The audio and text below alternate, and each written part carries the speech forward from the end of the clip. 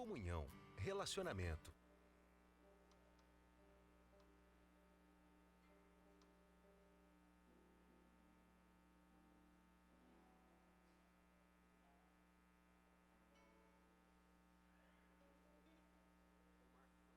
Comunhão, relacionamento e missão são os pilares da família Igreja do Portão.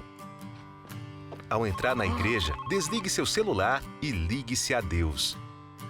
Em caso de emergência, dirija-se às saídas de emergência, portas laterais e portas da plataforma, assim como a porta principal. Evite deixar espaços vazios nos bancos que podem acomodar mais pessoas. Não deixe bolsas nos bancos. Facilite o trabalho dos diáconos para encontrar assentos disponíveis e acomodar mais pessoas. Dê preferência para os convidados. Banheiros. O trocador para bebês fica dentro do banheiro feminino e o bebedouro está no hall interior. Se seu filho ou filha estiver chorando e precisando de atenção especial, dirija-se à sala de apoio para as mães, localizada no nível superior. Ali você encontrará materiais necessários e um ambiente tranquilo. Aos novos amigos convidados, após o término do culto, o Espaço Novo Tempo espera por você. No nível inferior, atrás da nave principal da igreja, você poderá encontrar novos amigos e receberá uma atenção toda especial. E se você é um amigo convidado, preencha o cartão com seus dados completos. Deposite nas urnas ou entregue à equipe da recepção. Teremos o prazer de enviar um presente para a sua residência. Oportunidades para servir. Nas dependências externas e internas da igreja, você poderá encontrar gratuitamente livros, revistas e outros. Leve quantos quiser, presenteie seus familiares e amigos. Após o culto, participe da maior escola do mundo, a Escola Sabatina. Temos grupos de estudos para todas as idades. Faça parte dessa turma. Estacionamento. Procure estacionar seu veículo otimizando ao máximo os espaços e atente para os horários de abertura e fechamento. Sábados, das 8 às 9h15, das 10h45 às 11h e das 11h45 às 12h15. Domingos, das 19h30 às 20h15 e das 21h às 21h30. Quartas-feiras, das 19h30 às 20h15 e das 21h às 21h30. Colabore sempre com a equipe de apoio na recepção e no estacionamento. Eles estão servindo voluntariamente e merecem nosso respeito e apreço. Louve ao Senhor com toda a reverência e de todo o seu coração. Bom dia, feliz sábado. Quão bom é vir à casa do Senhor, não é mesmo? Quão bom é vir agradecer a Ele pelas bênçãos recebidas essa semana. Quão bom é vir a Ele colocar perante Ele não só os agradecimentos, mas também os pedidos. Nesse momento, eu convido a igreja a cantar a nossa doxologia. Em pé.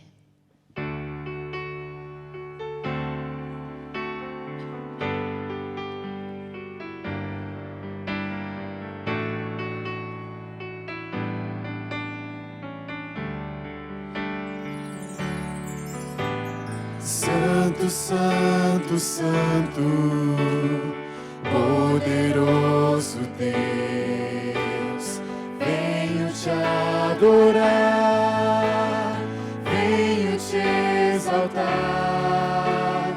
Santo, Santo, Santo, nosso Criador, eu entrego a ti o meu louvor. Santo, Santo, poderoso Deus, venho te adorar, venho te exaltar. Santo, Santo, Santo, nosso Criador, eu entrego a ti o meu louvor.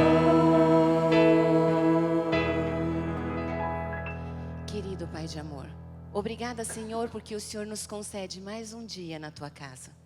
Obrigada, Senhor, porque o Senhor tem estado conosco o tempo todo. Que bênção foi essa semana. Obrigado por todas as dificuldades, porque foi nela que nós nos agarramos mais ainda em suas mãos. Pai, esteja com cada um nesse instante, em especial com aqueles que estão assistindo pela internet. Que o Senhor possa fazer presença na vida deles. Fica conosco, em nome de Jesus. Amém.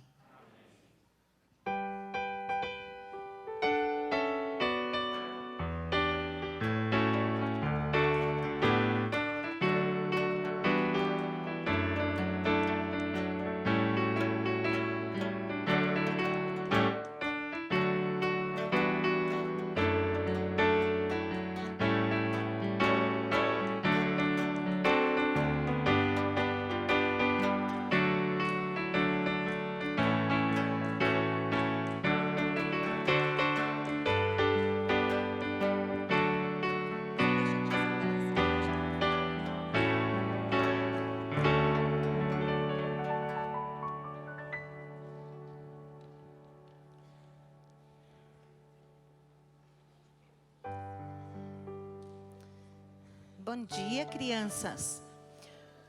Que bom que vocês não tiveram preguiça de sair da cama com esse frio. No frio dá uma vontade de ficar um pouquinho mais, não é verdade? Coberta quentinha. Estamos todos quentinhos. Ai, que frio, né? Mas a gente tem que levantar e tem que vir para a igreja. Durante a semana a gente tem que ir para a escola também, né? Então não tem jeito. Eu vou contar hoje uma história para vocês. É a história da gralha azul. Gralha azul é um pássaro, eu trouxe ela aqui para vocês verem. É uma ave que ela é símbolo do nosso estado, é símbolo do Paraná. Ela é tão bonita, tão bonita. Quantos de vocês já viram uma gralha azul? Ah, eu nunca vi pessoalmente, eu só vi nos livros. Eu queria muito conhecer uma gralha azul de verdade, porque deve ser muito linda, né? Então, mas a nossa história é da gralha azul e de um homem muito grande e muito ruim. O nome dele é Tião. Ainda bem que aqui ninguém se chama Tião, não é verdade? Tião o lenhador.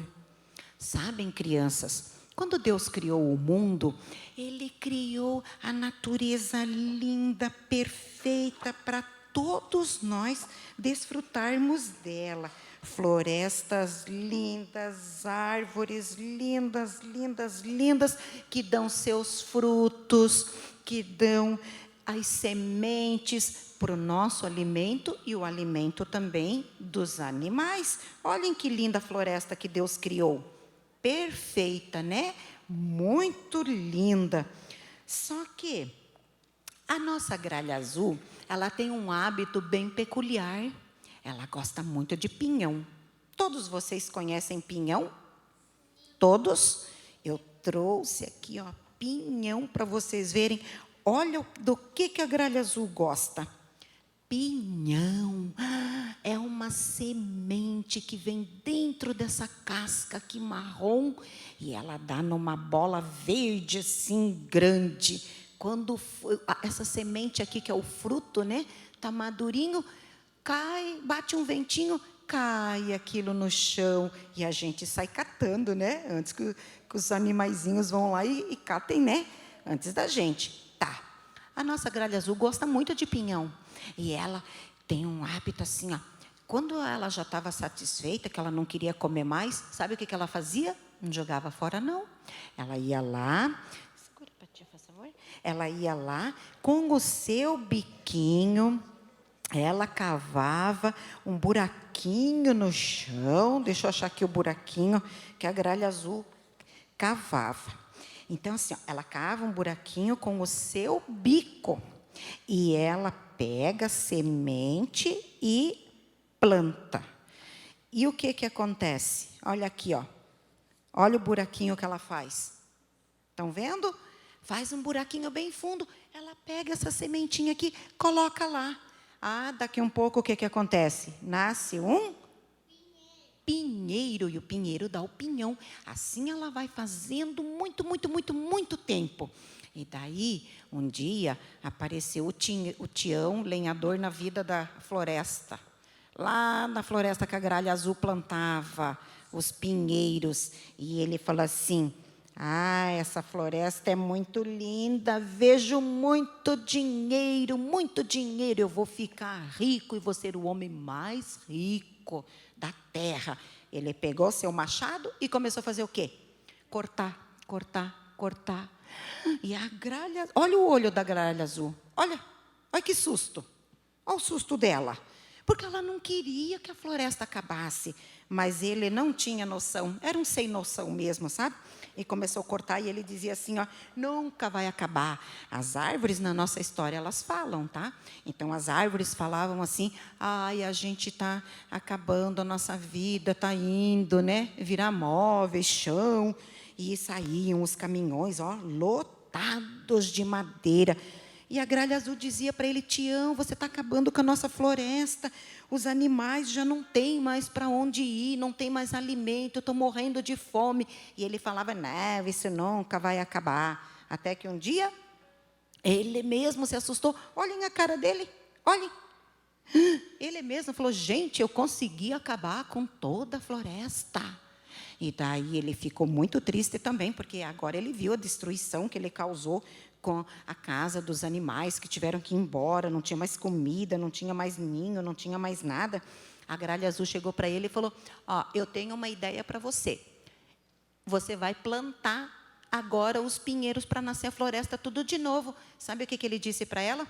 Eu não vou plantar, eu não sei plantar, eu só sei arrancar. Ah, mas eu ensino você. Ela era boazinha e paciente, né? Eu ensino você. Ah, e ela foi, ensinou ele. Olha, ela pegou um pinhão e foi lá e falou, eu vou te ensinar a plantar. Ensinou, ele plantou. Olha, dali poucos dias, o que aconteceu? O que é isso aqui? É uma plantinha. Aquele pinhão que o Tião plantou já estava nascendo.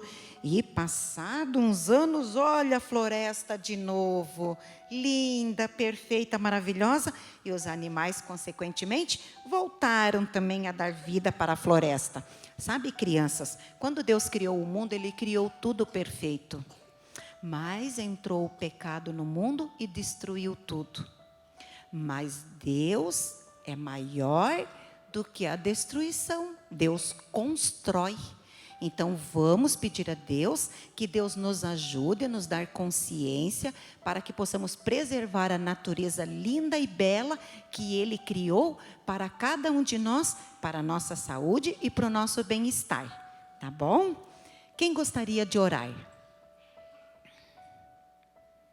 Ninguém quer orar hoje? Então, vamos fechar os olhinhos, a tia vai orar com vocês, tá bom? Senhor Deus, nós agradecemos a Ti o privilégio de estarmos mais um sábado na Tua casa e pedir, Senhor, a Tua augusta presença sobre cada um de nós. Derrama o Teu Espírito sobre cada filho Teu que aqui está e sobre as crianças para que cresçam, Senhor, nos Teus caminhos. Ajuda-nos a conservar a natureza que nos deste de presente e ajuda-nos, Senhor, a andarmos contigo a cada dia de nossas vidas. Pedimos e agradecemos em nome de Jesus. Amém. Agora vocês podem pegar a pastinha e sentar com o papai e com a mamãe.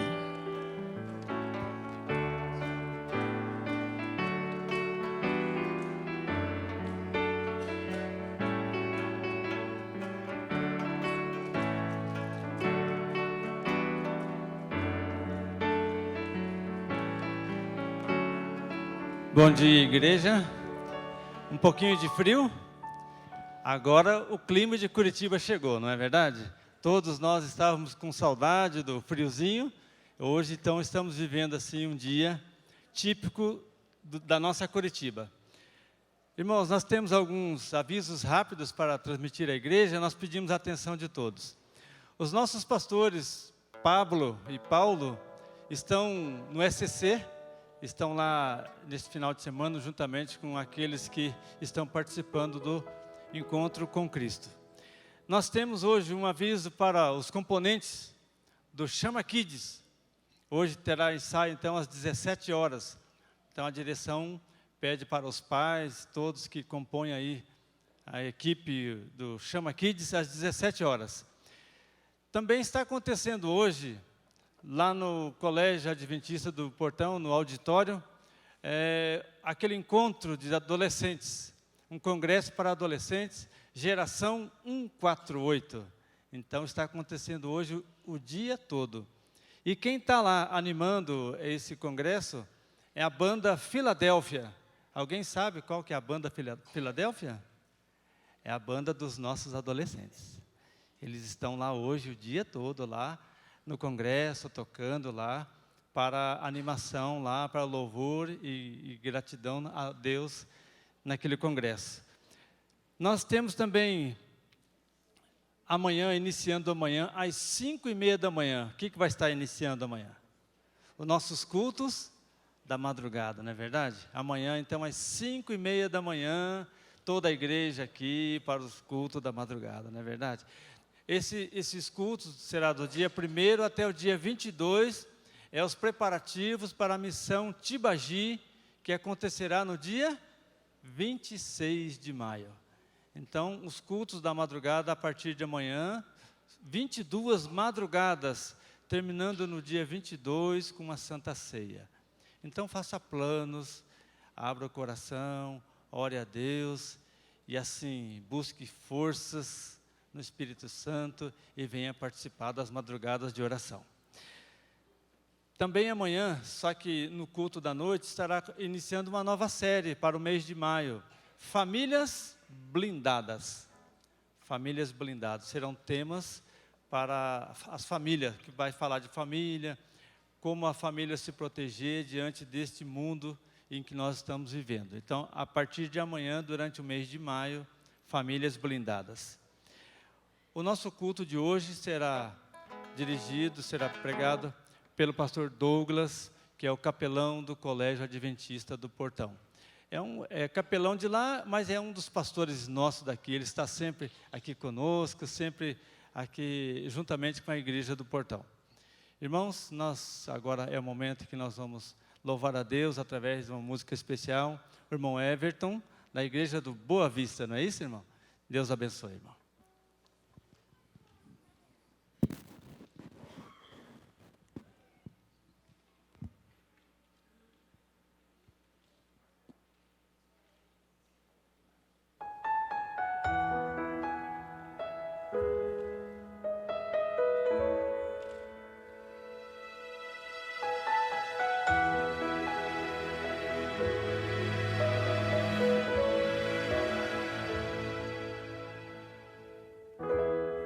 Quem sou eu, Senhor, que espero ouvir tua voz?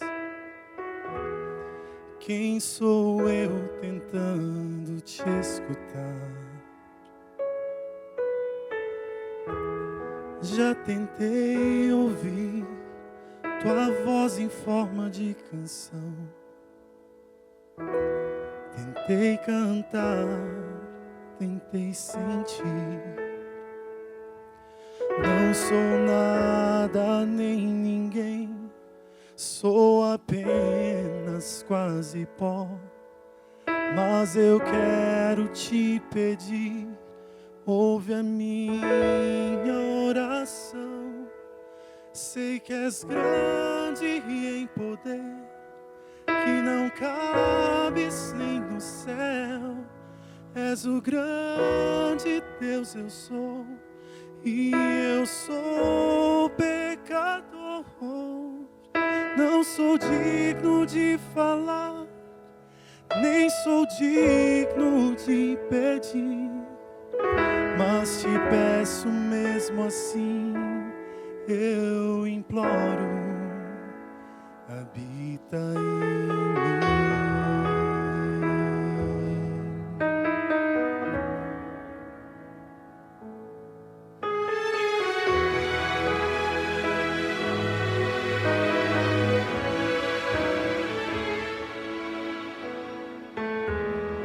Quem sou eu, Senhor, que espero ver a Deus? Quem sou eu que ouso teu rosto olhar? Como enxergar um Deus que vive lá no céu e esperar tocar tuas mãos? Não sou nada nem ninguém, sou apenas quase pó. Mas eu quero te pedir, ouve a minha oração. Sei que és grande em poder, que não cabes nem no céu. És o grande Deus, eu sou, e eu sou pecador. Não sou digno de falar, nem sou digno de pedir, mas te peço mesmo assim, eu imploro. Dentro do meu quarto eu estou a orar, lágrimas escorrem pelo chão, tenho a palavra em minha mão, páginas viradas e o vento a soprar. Posso agora ouvir a meiga voz, Deus está a me falar.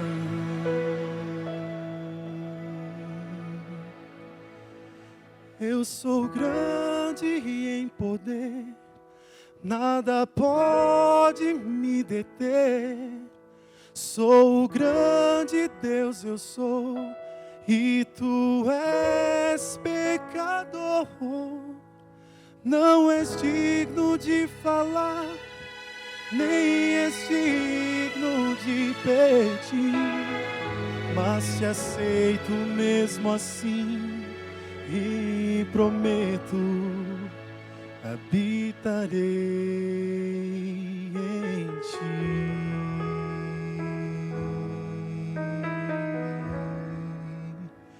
Habitarei em ti.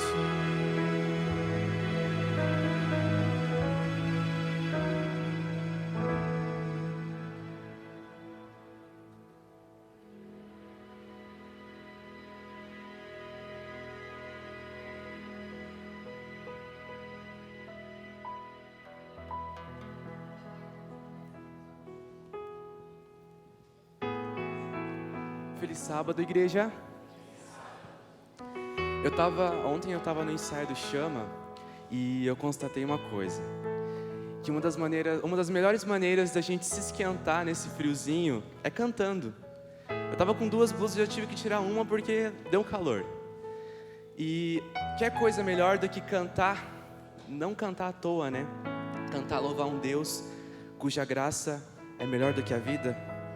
Eu acho que não existe coisa melhor, não é mesmo? Então agora essa é a sua vez de cantar sentado mesmo por enquanto. Cantar o hino Os Meus Lábios Te Louvam.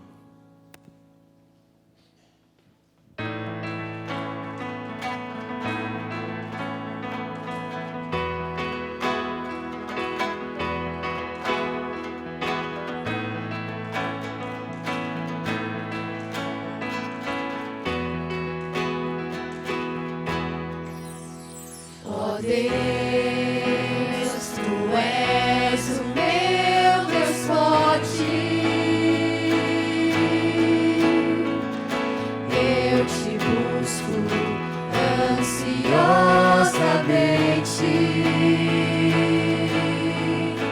A minha alma tem sede de Ti.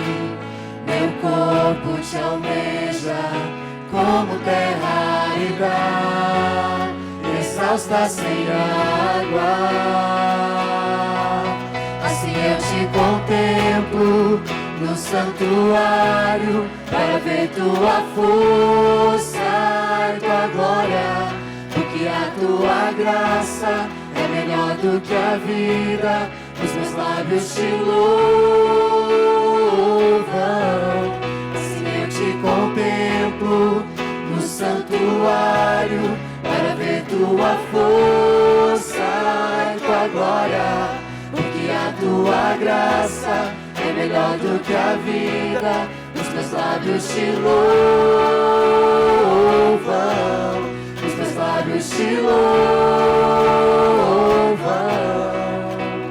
Ó Deus, tu és o meu Deus forte.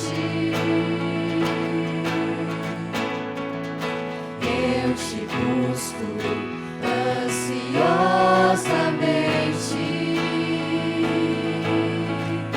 A minha alma tem sede de ti.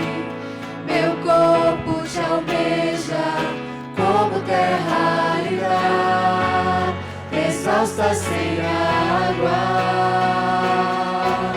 Assim eu te contemplo no santuário para ver tua força e tua glória, porque a tua graça é melhor do que a vida. Os meus lábios te louvam. Assim eu te contemplo no santuário para ver tua força e tua glória, porque a tua graça é melhor do que a vida. Os meus lábios te louvam.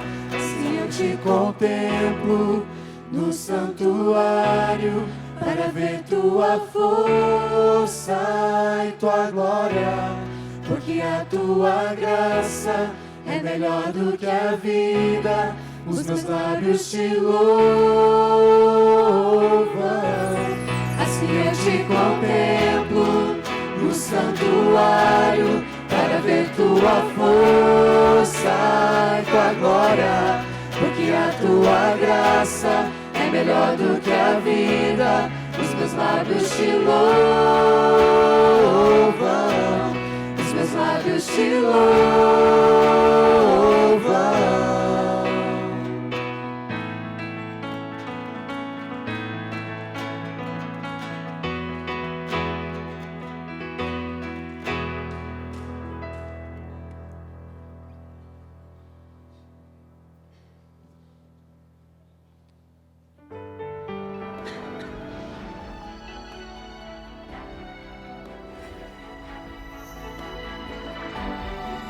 Provai e vede. História de hoje: aprendendo a dizimar.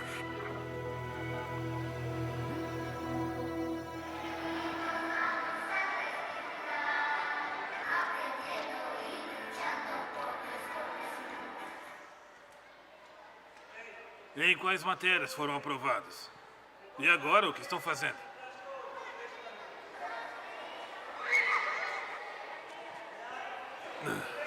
Olá! Oi, diretor. Como está, filhinho? Bem, Bem? Sim. Mas por que está tão triste? meu pai não me dá dinheiro pra merenda. Seu pai não lhe dá dinheiro para a merenda? Sim. Por que acha que ele não lhe dá? Porque o meu pai dá dinheiro todos os sábados à igreja. Ele dá tudo para a igreja Sim. e para você não tem. Sim. Olha, eu vou lhe contar uma história. Quer ouvir? Quero sim, diretor. Havia uma família que vivia no campo. O filho ficou órfão. Ficou somente com sua mãe e sua avózinha. Esse menino, desde pequeno, trabalhava junto à sua mãe na chácara. Ao mesmo tempo, estudava na escola adventista Santa Rosa. Eles iam sempre juntos à igreja, todos os sábados. Um dia, olhando a Bíblia de sua mãe, ele encontrou um papel que chamou a sua atenção. Nome: Augustina Biuna de Ticor. Doações de dízimos: 20 bolivianos. Para mim, minha mãe dá apenas 25 centavos para merenda e 20 bolivianos para a igreja. E ao todo, 20 bolivianos.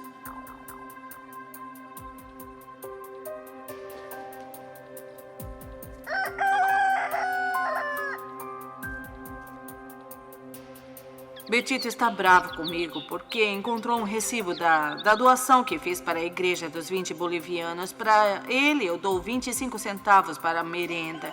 Não sei o que fazer. Ele não entende ainda o que é isso. Diz que não o amamos. Ele está pensando que nós gostamos mais da igreja do que dele. O que posso fazer? Que conselho a senhora me daria? Filha, vão para o campo. Sentem-se no pasto e explique ao menino, abrindo a Bíblia. Em primeiro lugar, ore com ele e ele vai entender. Depois de escutar o conselho de sua mãe, ela levou seu filho ao campo para falar com ele e esclarecer as suas dúvidas. Olhe, filho, vou lhe explicar o porquê dos 20 bolivianos. Deus nos abençoou e muito, e eu trabalhei. E Ele nos abençoou com 200 bolivianos. Então vou ensinar algo muito importante para toda a sua vida. Dos 200 bolivianos que eu ganhei, 10% é de Deus. Por isso, os 20 bolivianos. Não é meu, não é seu, é de Deus. Esta é a maior lição da sua vida. Nunca se esqueça. Seja fiel a Deus em todas as coisas, entendeu? Entendi. Aquele menino foi obediente aos ensinamentos de sua mãe e teve uma vida próspera e em paz com o seu Deus. Você gostou da história? Gostei. Sabe quem era aquele menino? Não. Esse menino sou eu. Um dia eu também aprendi o que é o dízimo e o que são as ofertas. Então eu gostaria também que um dia você possa aprender sobre o dízimo e as oferendas. Vamos orar, está bem? Senhor, agradeço-te por ter compartilhado essa lição com este menino.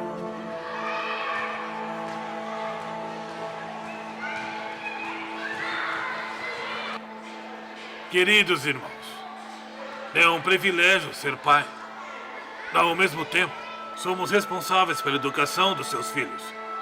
Como viram na história, no meu caso, aprendi desde criança a dizimar. Você também pode ensinar ao seu filho que é bom ser fiel ao nosso Deus. Provai e vede. Adoremos agora o Senhor com os dízimos e as ofertas, demonstrando todo o nosso reconhecimento e gratidão. Nesse momento, os diáconos irão atrás e de lá virão até a frente recolhendo os dízimos e as ofertas. Vamos cantar o hino 444 do nosso cenário.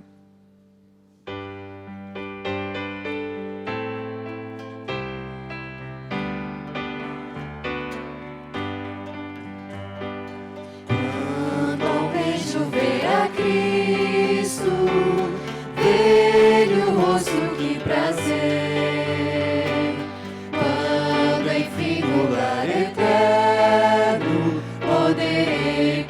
Sempre o ver, face a face eu hei de vê-lo, quando vier em glória e luz. Face a face lá na glória, hei de ver meu bom Jesus. Tão longe já o avisto, vejo como por um véu, mas desejo em breve vê-lo, face a face lá no céu.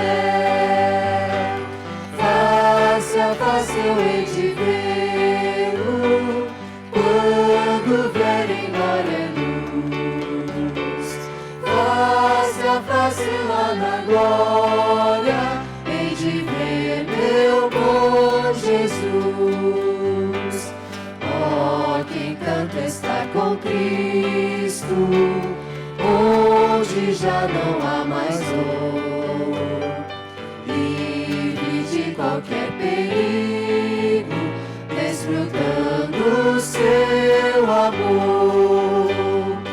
Face a face eu hei de vê-lo, quando vier glória é luz. Face a face lá na glória, hei de ver meu bom Jesus. Face a face que alegria há de ser viver assim, vendo o rosto tão querido de quem morto foi por mim. Face a face eu hei de vê-lo, quando vier em glória e luz. Face a face lá na glória, hei de ver meu bom Jesus.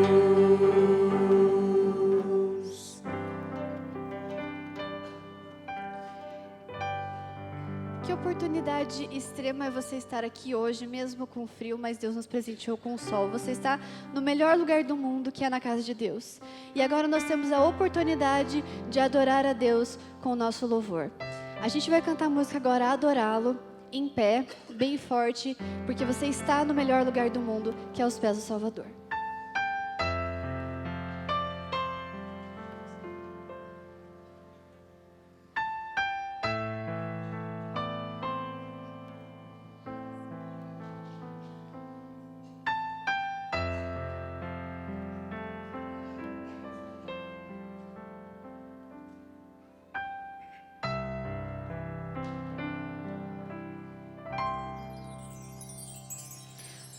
Adorá-lo eu vou, ó Deus de Israel, majestoso tu és, na terra e no céu, eu prostrado estarei, no estrado dos teus pés, em teus átrios, Senhor. Eu te exaltarei. Aleluia, aleluia, aleluia, aleluia, aleluia, aleluia.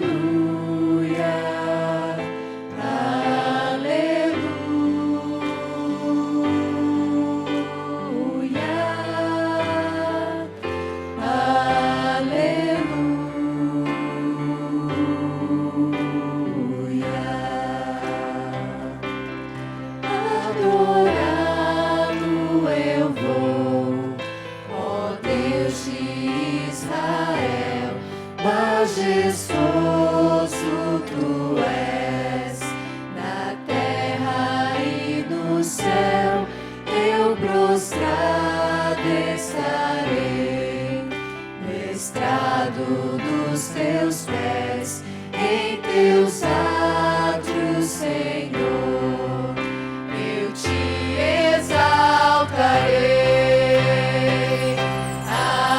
Aleluia, aleluia, aleluia, aleluia,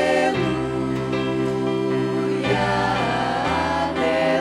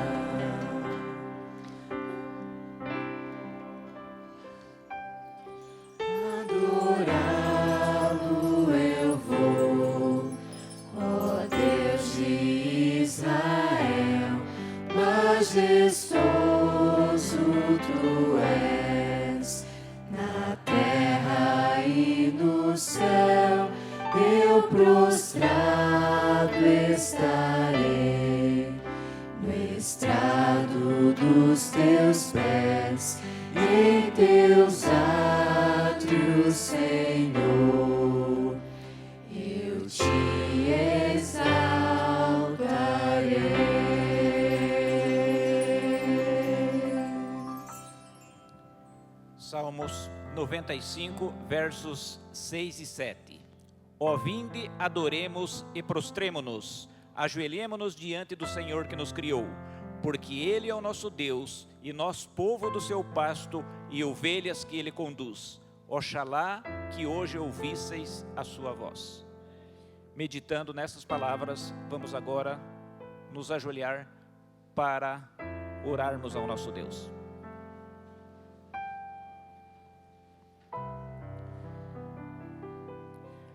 Pai nosso que estás nos céus, te agradecemos, Senhor, pelas muitas bênçãos que o Senhor tem concedido a cada um de nós.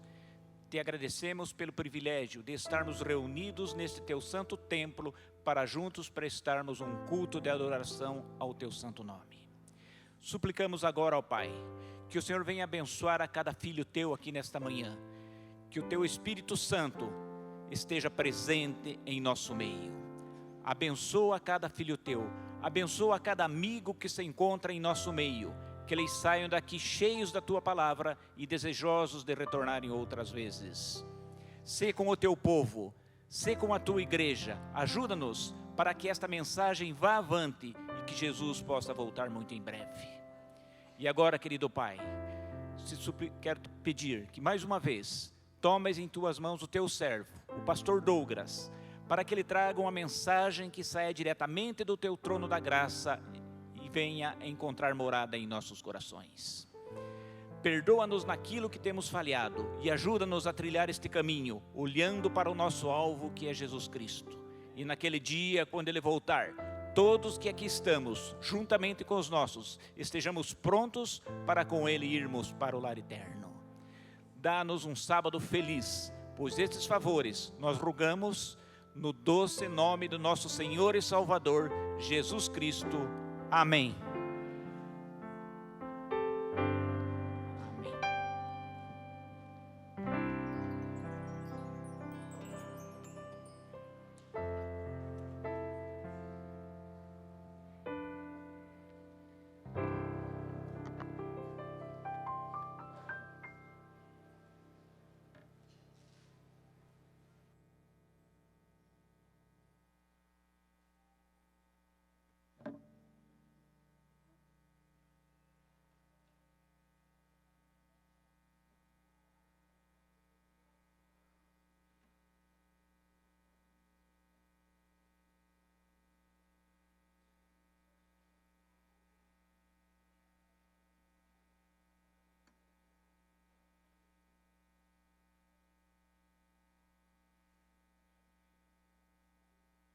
Bom sábado a todos. Que privilégio poder estar aqui nesse sábado pela manhã para juntos estudarmos a palavra do nosso Deus. Eu descobri durante esse último mês que é possível ser feliz e dormir muito pouco. Ontem a nossa pequena completou um mês e eu e minha esposa estamos muito felizes. Agradecemos a Deus, louvamos o seu nome, porque ela já é uma vitoriosa, já sobreviveu a 2 pais de primeira viagem. Isso não é pouca coisa. Eu quero que você abra a sua Bíblia no livro de Hebreus. Nós vamos estudar uma porção desse livro.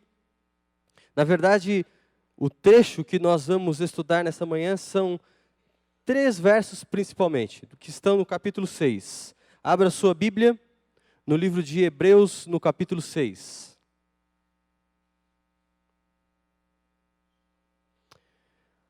Agora que você já teve a oportunidade de abrir a sua Bíblia, eu quero convidá-lo para nós orarmos.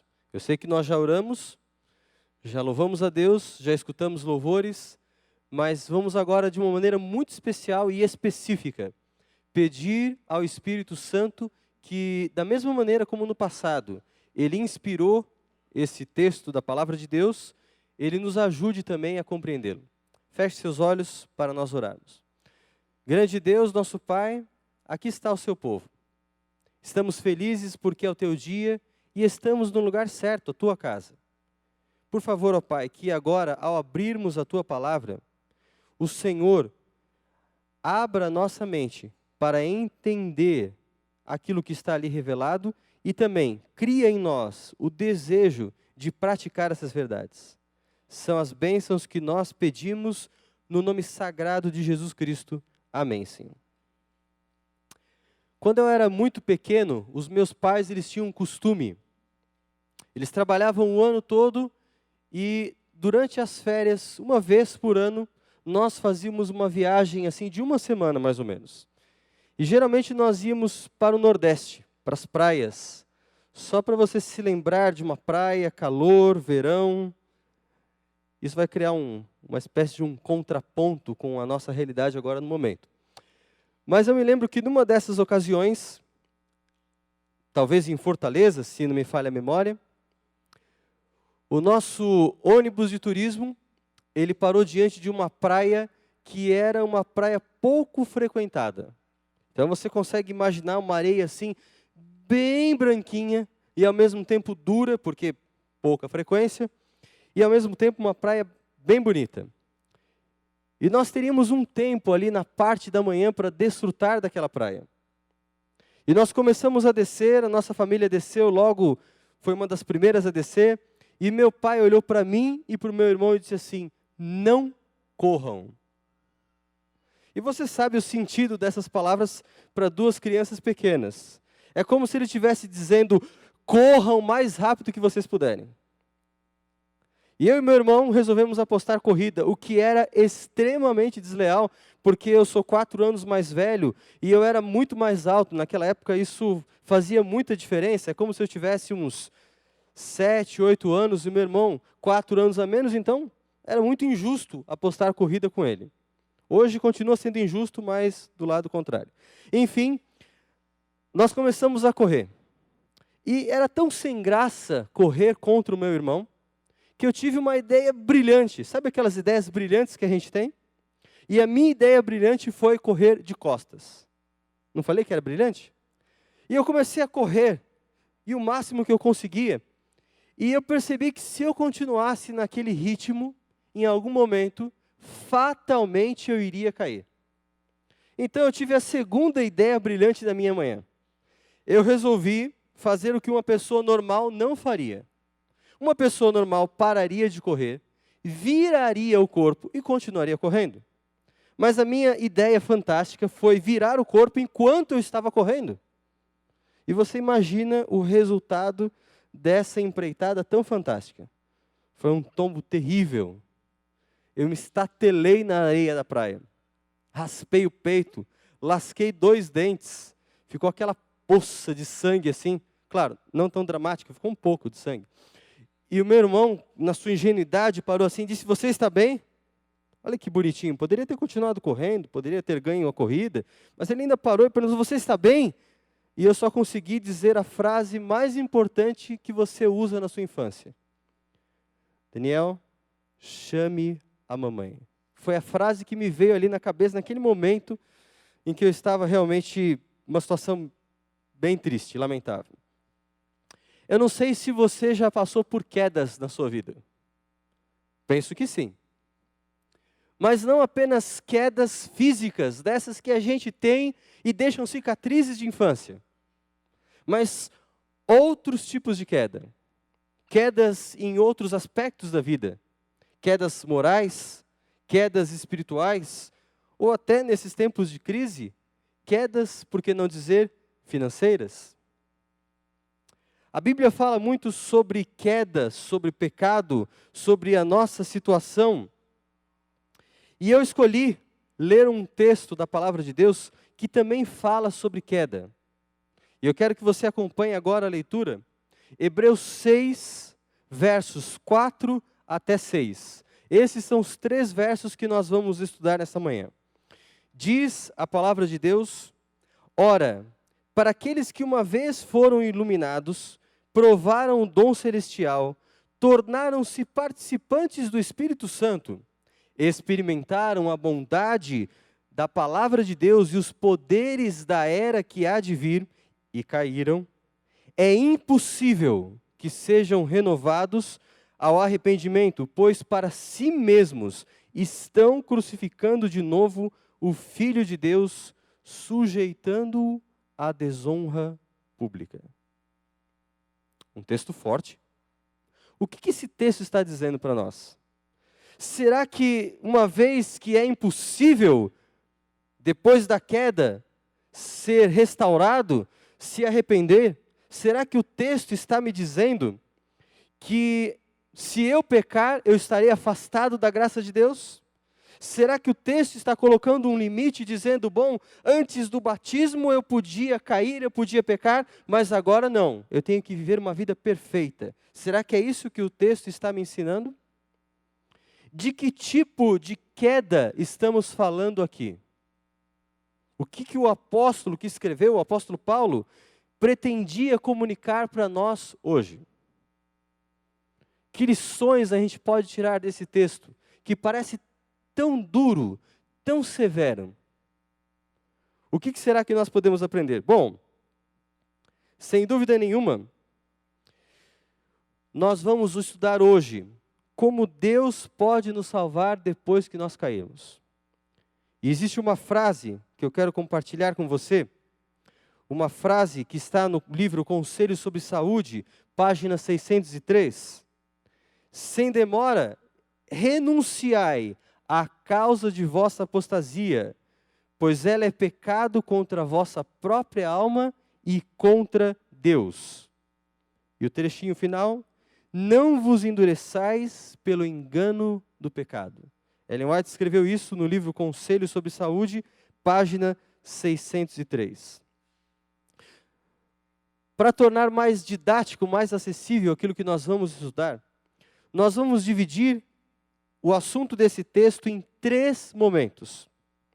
A queda que nós vimos aqui, ela é pensada a partir de 3 perspectivas. A condição favorável, a condição irrecuperável e a condição evitável. E nós vamos ver, para iniciar, o que realmente a Bíblia ensina sobre esse assunto. Então vamos passar ao primeiro ponto do nosso estudo. A condição que nós vamos ver aqui em primeiro lugar é a condição favorável, os privilégios que o texto apresenta dessas pessoas que caíram. Ok? Então vamos reler o texto, verso 4. Só vale lembrar que nós estamos lendo o livro de Hebreus. No livro de Hebreus, Cristo ele é apresentado para nós como sendo superior.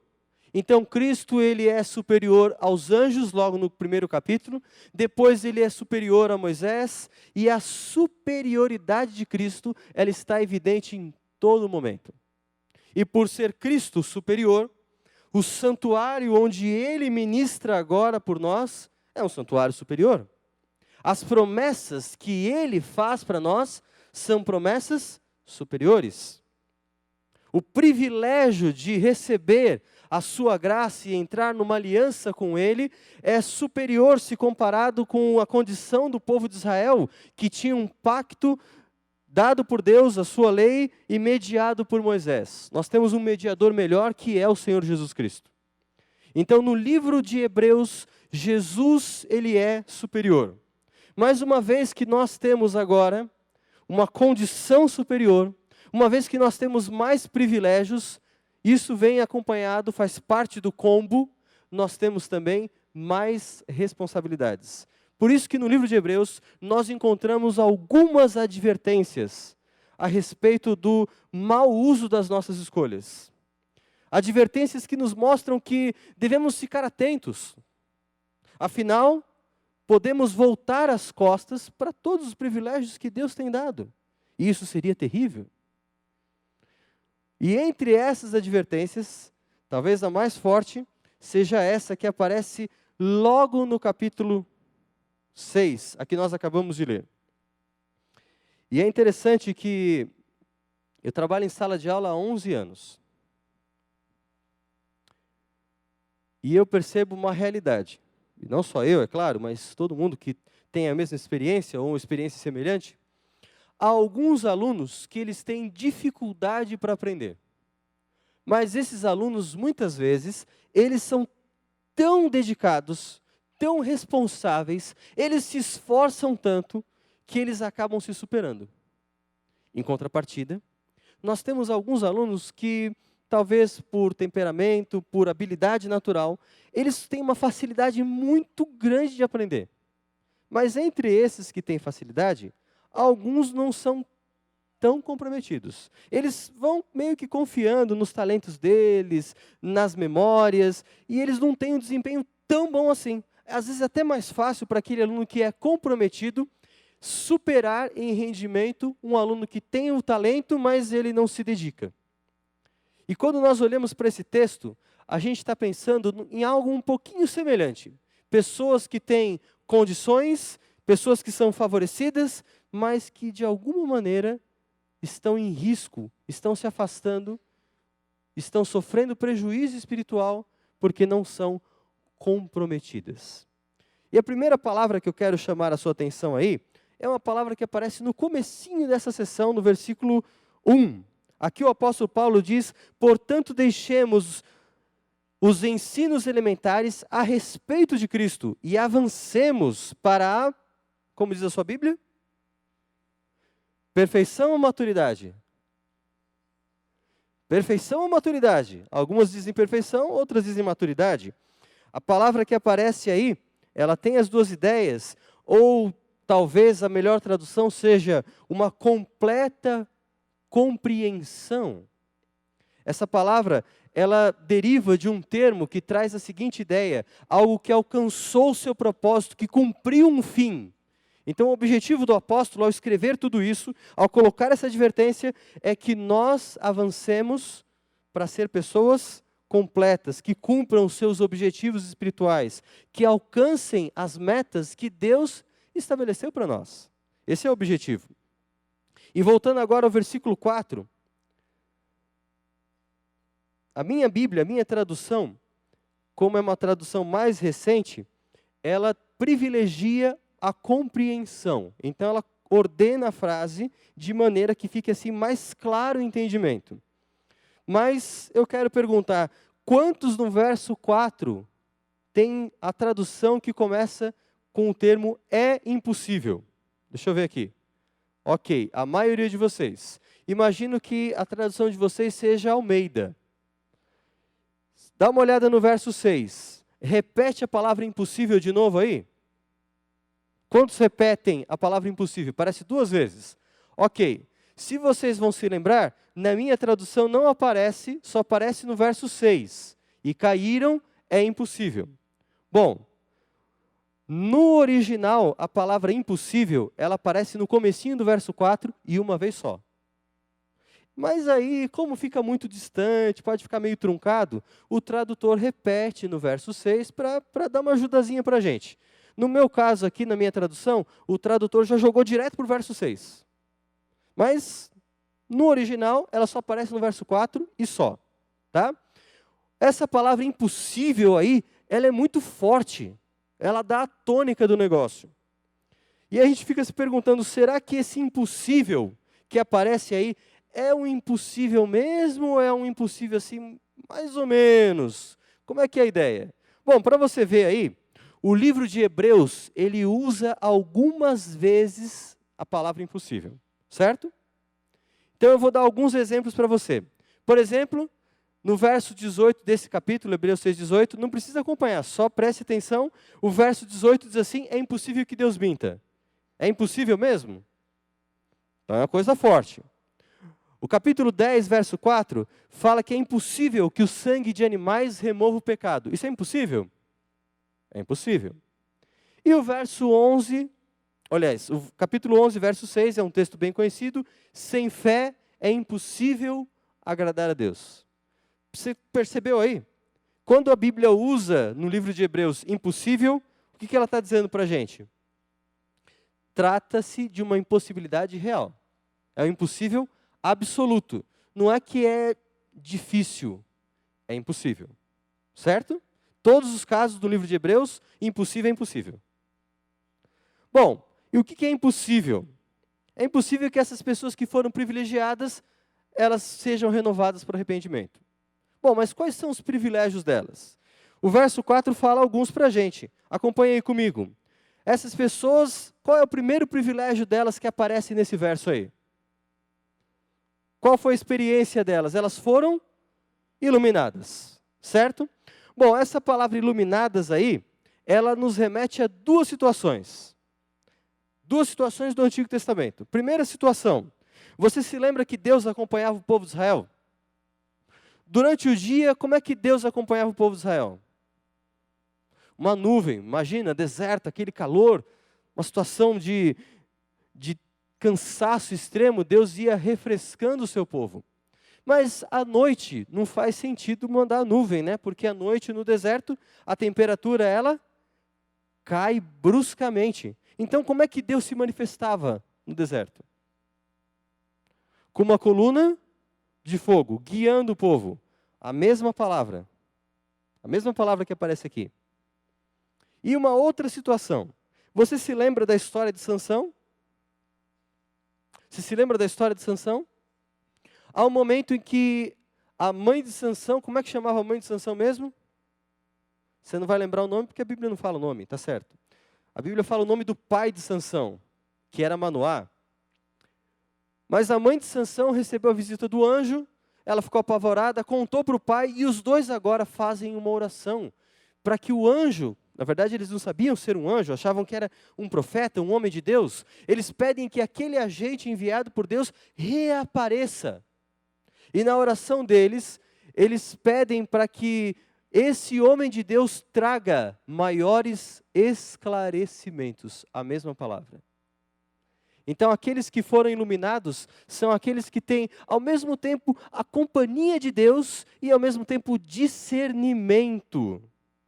E é interessante porque na outra advertência que aparece em Hebreus 10, 26, também fala do conhecimento da verdade. Então são pessoas que elas têm esclarecimento a respeito das coisas espirituais. Não são pessoas desinformadas, não são pessoas que não ouviram, são pessoas que conhecem a respeito das coisas que Deus tem para a vida de todos nós.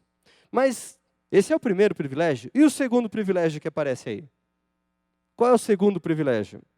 O verso 4 fala de um outro privilégio, né? Diz aí que eles provaram o dom celestial. Por 4 vezes nos evangelhos aparece esse verbo provar com respeito a uma situação futura. Por exemplo, fala daqueles que não morreriam até que experimentassem, até que provassem o reino de Deus. Jesus fala isso lá em Mateus 24, aliás, em Mateus 16, em Marcos 9 e Lucas 9 também. E por último também fala daqueles que não desfrutariam ou não provariam do banquete do reino. Então é uma situação futura que tem a ver com o reino de Deus. Mas aqui em Hebreus, o provar está no presente. Você prova no presente aquilo que Deus tem preparado lá para os últimos tempos. E dom aí se refere no livro de Atos a Deus, ao Espírito Santo, aos dons celestiais. Apenas Paulo e o livro de Hebreus falam do dom como sendo a graça de Deus. O que essas pessoas provaram? Elas provaram a graça, o perdão de Deus. Então, vamos só relembrar aqui. Nós estamos numa progressão. Os privilégios que essas pessoas têm estão relacionados com uma espécie de progressão espiritual. São pessoas que, primeiro, conheceram a verdade, são pessoas que experimentaram a salvação, a graça de Deus, aquilo que Deus garante àqueles que creem. Então, nós estamos caminhando. Mas essas pessoas também têm um terceiro privilégio. O terceiro privilégio é que eles se tornaram participantes do Espírito Santo. Essa palavra participantes não é muito legal, porque participantes dá a ideia de você ser sócio em um negócio. Ao invés de participantes, a ideia que seria melhor aqui seria parceiros. O que é um parceiro? É alguém íntimo, alguém próximo, um amigo, alguém que está envolvido com uma outra pessoa numa espécie de empreitada, seja ela de que natureza for. Então essas pessoas foram parceiras íntimas do Espírito Santo. Olha só, pessoas que conheceram a verdade, pessoas que aceitaram aquilo que Deus oferece, a salvação que Ele oferece por meio de Cristo, pessoas que se tornaram íntimas do Espírito Santo. E aqui a Bíblia continua, verso 5 agora.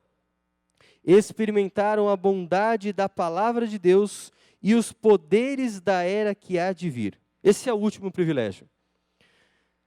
Quando o povo de Israel saiu do Egito, eles foram guiados e Deus realizou no meio deles sinais e maravilhas. E várias vezes o texto bíblico faz referência a esses sinais e maravilhas que Deus operou no meio do seu povo. Finalmente, quando Josué ele chega à terra prometida, ele diz assim: agora se cumpriu a boa palavra do Senhor. Você vê que as duas coisas estão aqui, sinais e maravilhas e a boa palavra do Senhor, a palavra do Senhor se cumprindo. Essas pessoas passaram por um processo de libertação e purificação total. Essa é a condição favorável. Essa condição, ela nos faz lembrar constantemente de como Deus conduziu Israel na época que eles saíram do Egito e faz um paralelo com a nossa vida espiritual hoje. Aquilo que Deus continua oferecendo para o seu povo. Bom, é claro que depois disso daí, nós temos agora um outro quadro. A condição irrecuperável. Já vimos a condição favorável, os privilégios que o povo teve, mas agora nós vamos ver o segundo ponto. O segundo ponto é justamente a condição irrecuperável. Eu não sei se você já passou por essa experiência, mas quando alguém liga para sua casa e você é chamado para ir ao hospital, você já não imagina coisa boa. E quando você chega no hospital e pergunta a respeito de um paciente, a respeito de alguém que está ali internado, muito doente, que inspira preocupações, e de repente o médico, sendo bastante sincero, ele diz assim: olha, a gente tentou de tudo, mas o estágio dessa pessoa agora é um estágio terminal. Quando você ouve essa expressão estágio terminal, você sabe que não tem mais volta. Não tem mais o que fazer. E nós agora estamos no verso 6, diante de um estágio terminal. O texto usa palavras fortes e ele diz assim: e caíram, é impossível que sejam reconduzidos ao arrependimento, pois para si mesmos estão crucificando de novo o Filho de Deus, sujeitando à desonra pública. No Novo Testamento, nós temos um verbo, que é um verbo que literalmente significa cair. Cair em pedaços, pode ser usado no sentido de acabar alguma coisa, no sentido de morrer. Esse é o verbo pípito. Ele significa exatamente isso, cair, morrer, etc. Mas aqui nós temos uma palavra que não aparece em nenhum outro lugar. A palavra é parapípito. E talvez aqueles que conhecem a língua inglesa vão se lembrar que em inglês nós temos um negócio bem difícil para quem não é falante da língua, quem não aprendeu, não foi alfabetizado em inglês. Existe um negócio chamado phrasal verbs, que é quando você tem uma preposição, uma bendita de uma preposição, que ela muda todo o sentido do verbo, e você fica quebrando a cabeça para entender aquilo que significa aquilo. No Novo Testamento, nós temos isso também. Nós temos, às vezes, preposições que se ligam com o verbo e que mudam todo o sentido do verbo, e você fica, hã? O quê? Para onde vai esse negócio? Se você for traduzir literalmente isso daí, significa cair ao lado. Mas cair ao lado não faz muito sentido. Graças ao livro de Ezequiel, que na sua versão em grego também usa esse verso algumas vezes, a gente consegue entender o que ele significa. Quando a Bíblia fala que essas pessoas caíram, ela não está dizendo que elas pecaram, simplesmente. Ela está dizendo que elas se apostataram. Você sabe o que é apostasia? Apostasia é muito mais do que você cometer um pecado. Apostasia é muito mais do que você saber o que é certo e fazer o errado. Apostasia não é simplesmente um ato isolado. A apostasia é um comportamento, é uma decisão permanente. É um estado em que você agora, mesmo conhecendo a verdade, volta as costas para tudo isso. O texto não está me dizendo que essas pessoas se afastaram de Deus e Deus se afastou delas porque elas cometeram erros pontuais. Essas pessoas, elas se afastaram de Deus porque elas decidiram se afastar dele. Decidiram completamente abandonar a verdade. E esse é um perigo muito grande. Porque quando você se volta contra Deus, quando você conhecendo a verdade, ouvindo a voz do Espírito Santo e sabendo que há pessoas orando por você, conversando com você, e mesmo assim, você decide virar as costas para tudo isso, o que pode haver de esperança para você? Veja, Deus, ele tem o poder de fazer qualquer coisa. Não há limites para Deus. Deus é um Deus ilimitado. Mas Deus, não por falta de poder, mas por respeito, Ele não interfere nas nossas decisões. Alguns dizem assim, Deus não pode mudar a minha decisão. Pode, Ele pode qualquer coisa. Deus não tem limites. Mas o fato dele poder não quer dizer que Ele vai fazer. Ele respeita a sua escolha. Ele não manipula as suas decisões. E se você decidir-se permanentemente rejeitar a verdade, rejeitar o Espírito Santo, nem Deus vai mudar essa decisão.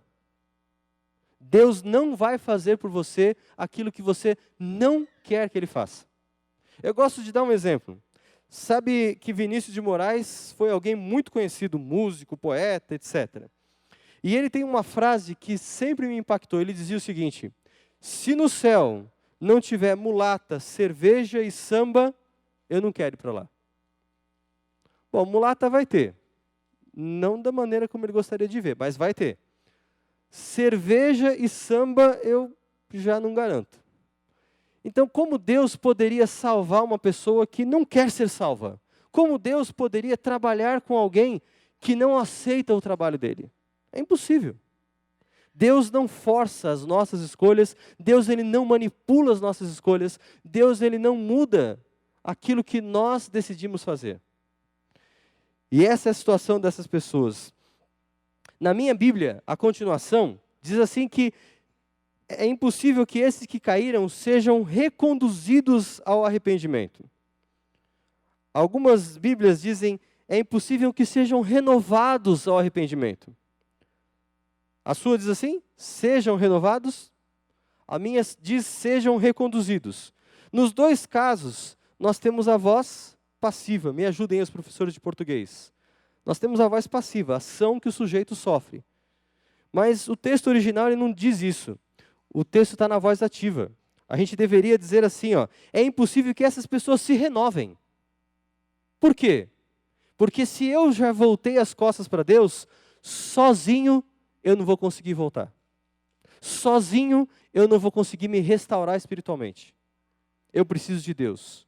E Deus vai agir quando eu reconhecer que eu preciso dele. Até agora nós vimos assim, nós estamos vendo ações que o sujeito sofre no passado. Coisas que as pessoas receberam. Aí há um momento crucial que é uma ação no passado. Caíram. Em algum momento essas pessoas que até então tinham privilégios, elas caíram. Ou seja, se apostataram, se afastaram. A partir desse ponto, essas pessoas, elas continuam nesse estado de apostasia. E como é que a gente sabe disso?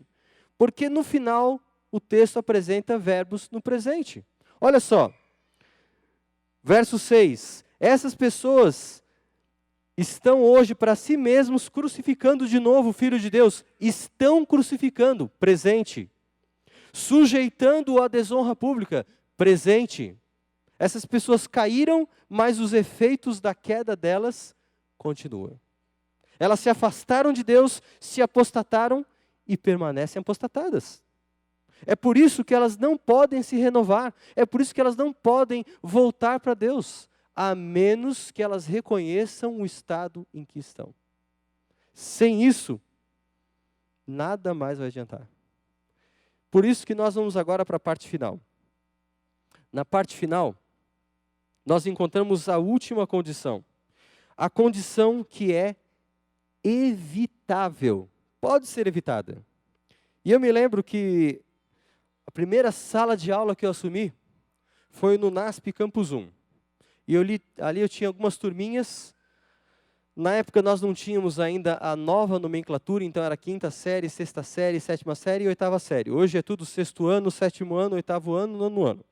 Mas na época era a nomenclatura antiga. Eu lembro que havia uma menina e um menino na antiga 5ª série, nessa escola, que viviam em pé de guerra, se odiavam, mais até do que é comum nessa faixa de idade. E um dia eu resolvi conversar com eles separadamente. E eu comecei pela menina. A menina era adventista e eu conversei com ela em particular e disse assim: querida, você não pode ter tanta raiva no seu coração. E tudo que eu dizia para ela, ela tinha uma contra-argumentação. Tudo que eu falava, ela rebatia. Aí eu pensei, bom, peraí. Eu estudei 4 anos de teologia. Eu tenho que saber convencer uma criança. Eu tenho que ter argumentos melhores do que o dela. E eu pensei, bom, já que tudo falhou, é a hora de apelar. E aí eu comecei a apelar. Mas, meu amor, pensa só no céu. Não vão ter 2 céus. Você tem que perdoar o seu amiguinho. E sabe o que ela me disse? Se eu tiver que perdoar para ir para o céu, eu prefiro não ir. Aí acabou comigo, né? Não tinha mais o que dizer. Mas ela disse com tanta convicção, com tanta certeza, com tanta raiva: se eu tiver que perdoar para ir para o céu, então eu não vou. Sabe que muitas vezes nós tomamos decisões tão radicais que nos afastam de Deus. E o pior, por orgulho, por teimosia, nós permanecemos nessas decisões. Não precisaríamos, porque conforme nós vimos, Deus, Ele está disposto a nos encher de privilégios espirituais. Ele está disposto a nos dar tudo o que nós precisamos para ser salvos. O livro de Hebreus fala do objetivo de Deus para a nossa vida. Deus quer que a gente mantenha a prontidão até o fim. O verso 11 e o verso 18 desse mesmo capítulo, eles resgatam essa ideia. Deus quer que a gente se mantenha disposto e preparado. E já que o texto deu para nós um exemplo negativo, existe um exemplo positivo. Verso 15, olha só. E assim que depois de esperar pacientemente, Abraão alcançou a promessa. Essa é a atitude que Deus espera de nós. Espera paciente.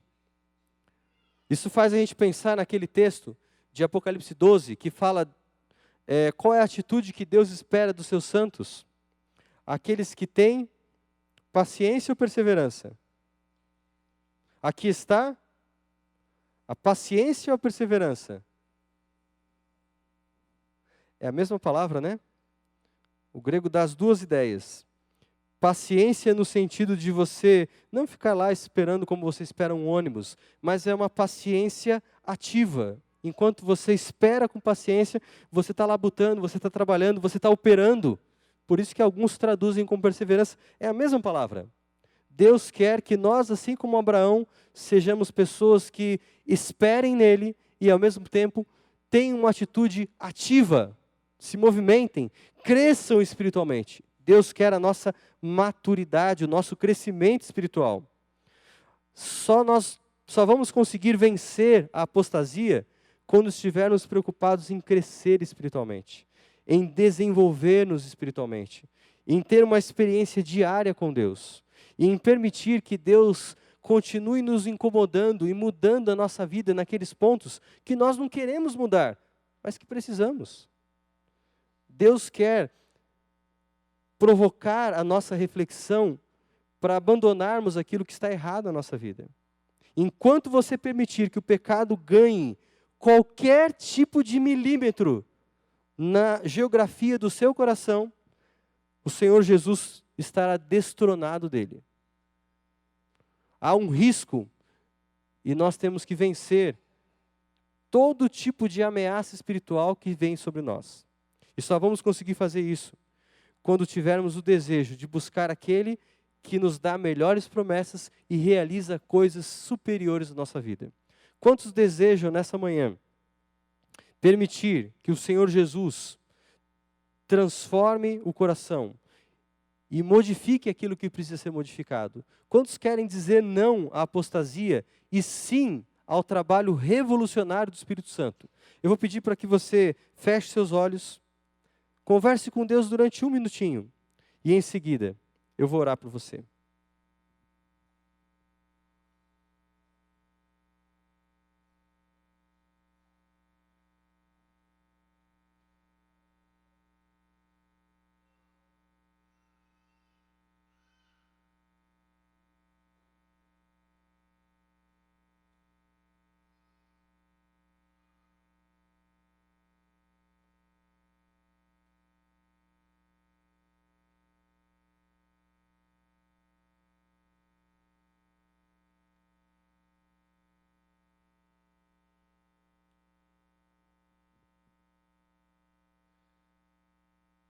Senhor nosso Deus, nós estamos aqui diante do Senhor,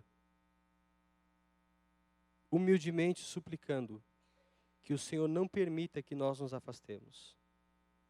É tão fácil, pelo orgulho, pela negligência,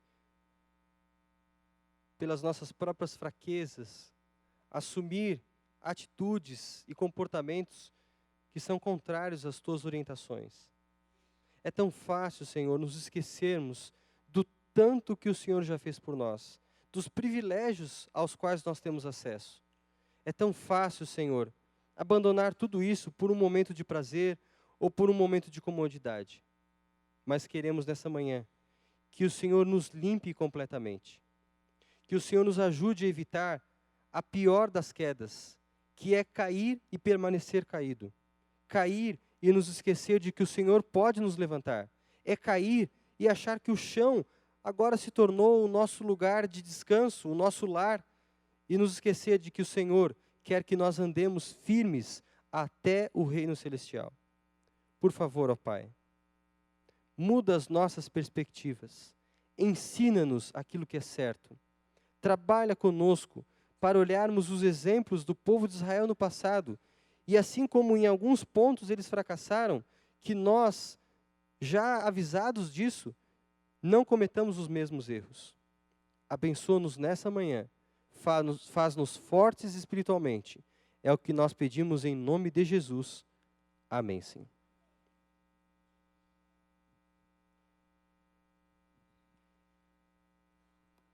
Bom dia aos irmãos. Só mais um minutinho, nós temos alguns recados. Hoje às 15 horas temos a classe dos juvenis. Você, pai, que ainda não trouxe seu filho de 8 até os 12 anos, nós temos uma classe especial às 15 horas. Temos os cenas às 4 e o coral chama kids às 5. Seu filho já pode ficar aqui participando. Outro recadinho que nós temos, amanhã continuaremos a série Famílias Blindadas, todos são convidados. Convidar o irmão Everaldo, a irmã Adriana, um minutinho, não combinamos, mas o querubino está aqui. Nós temos uma classe especial para você que é nosso amigo nessa manhã, a classe dos amigos Espaço Novo Tempo, nos fundos aqui da nossa igreja. Vou pedir para o irmão Everaldo vir aqui com a Adriana, receber você e conduzi-lo até essa classe especial. Para os demais irmãos, nós temos a divisão normal das classes da Escola Sabatina. Tenham todos um bom sábado. Deus abençoe a todos. Amém.